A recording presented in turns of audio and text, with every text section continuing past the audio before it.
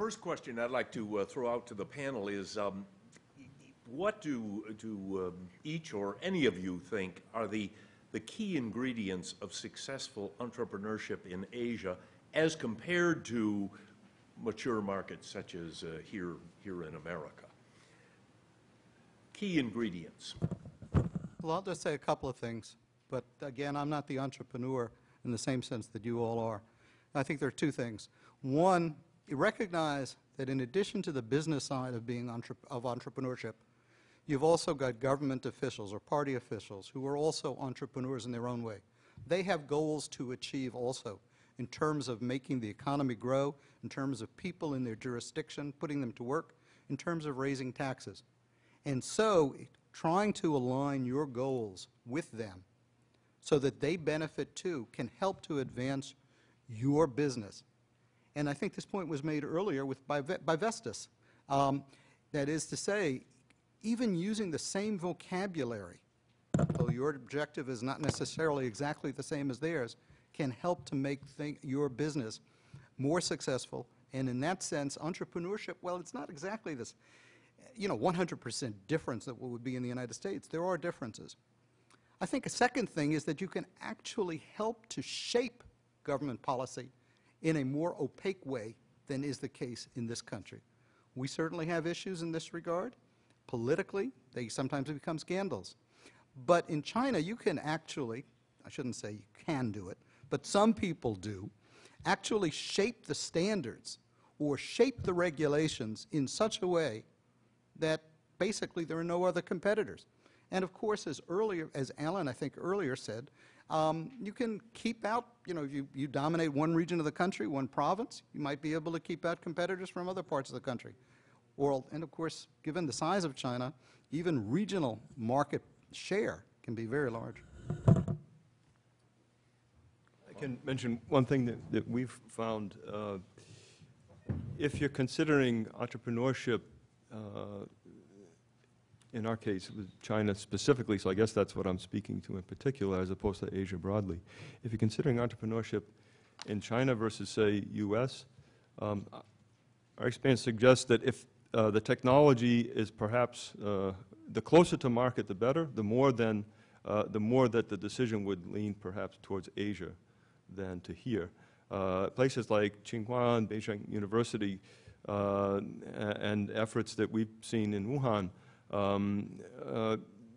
you can see a technology-based entrepreneurship ecosystem emerging. But as Peter said, it's been going on here for 60 years. Certainly, this is specifically technology-based entrepreneurship. Certainly, entrepreneurship has been in China, for so many centuries. But specifically on the technology base, things that are close to product seem to really launch quickly and can really draw on the benefits of low-cost manufacturing. Whereas when there are still technology problems being solved, our experience is it still tilts things towards perhaps the places where there's more of an ecosystem as here. Though certainly that's changing fast. I've been dealing with entrepreneurs in China for many, many years. The key thing that I find is that if you are an entrepreneur in U.S. and trying to go into China with a product, many U.S. internet companies failed, in China because I think they try to build the best mousetrap. So something that you have to realize is that we're oftentimes trying to build things that can be backward compatible, forward compatible, sideways compatible, and make sure we cover all the bases. But in China, many of the products that they're doing, it's a stitched together, fly by night, and we're going to use it and abuse it and lose it. As long as it works and somebody's buying it, we'll put it in the marketplace. So beware of your competitive environment and not try to be perfect. And that's something that I've seen many, many years. Also is that when they're trying to build something that use what they're frequently aware in the U.S. is something that's secure, oftentimes will bog down a lot of the usage in China. An application. I'll give you a good example. When I was in Yahoo, we bought this small company that does real name business. And So we're trying to use them to help us actually increase the proliferation of Yahoo Messenger. Some of you may have used it one time before you went to MSN. And so when he actually tried to use his plugin to apply, and stimulate people to sign on, what he found out that the U.S. Server actually require you to sign up your name, your address, your postal code, and every layer of, and keep in mind that Chinese bandwidth is actually quite low. So every layer of things that people don't want to sign up, you lose half the people. That's registering. So what happened was that registration initially in the first step is actually quite high, but once you get to the third, fourth step, nobody was actually filtering through and actually being able to sign on because as the server was waiting and cranking up, people lose patience. So the actual fact is that the best way to do is actually register by the cell phone numbers because most people use cell phones and that's the thing that keep them with them all the time. So that's the best ID in China. There's nothing to do with your address. Nobody stays at home and nobody's got a fixed address anyways. So those are kind of the little things that you should keep in mind that when you actually develop products and services, you have to keep in mind that how Chinese people are using it and how they look at your product and how to respond. And that's something that, and you have to be mindful of all the competition you have. And this idea of keeping it simple and getting there fast. Yes. To market fast. I've talked about this eco culture that we have around here, and we talk about it in Silicon Valley.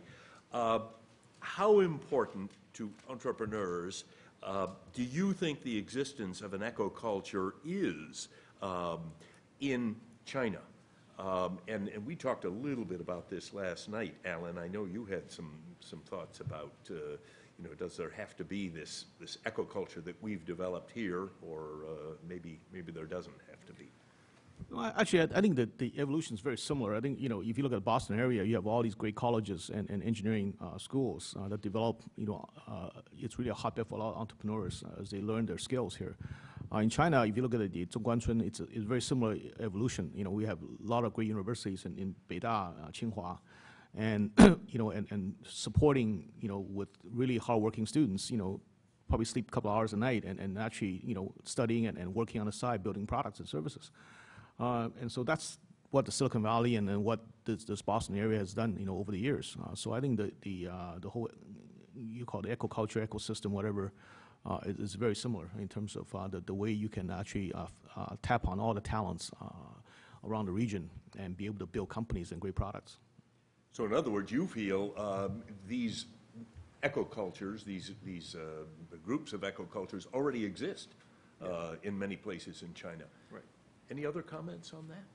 Well, our experience in Wuhan is a little bit different than that, in that Wuhan is probably not quite as far along as the examples you mentioned. Certainly coming on very fast, and it's almost imminent. But so it seems as though that is one spectrum to take into account. To what extent have the ecosystems developed in whatever the particular places that you're thinking about doing entrepreneurship? Let's see, there was one other spectrum. Oh yes, the other spectrum, just building on what you were saying, Allan, is perhaps the need or the necessity or the importance of the ecosystem is also related to the nature of your product, right?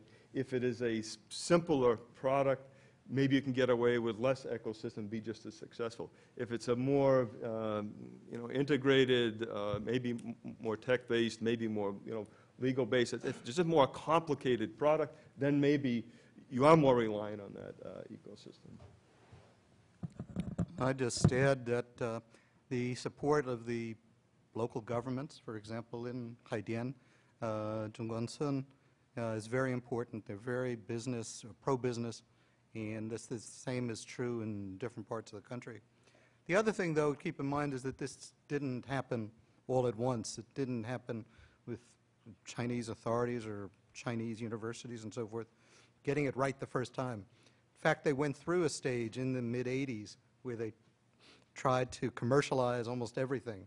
And at that time, not only did they do it badly, but the government said, no, stop it. And they had to unwind almost everything. And it took a lot of courage and a lot of determination, real tribute to the people who did it. who, despite that setback several years later, started the process again and succeeded on a much firmer footing in building the kind of eco-culture that Peter has referred to.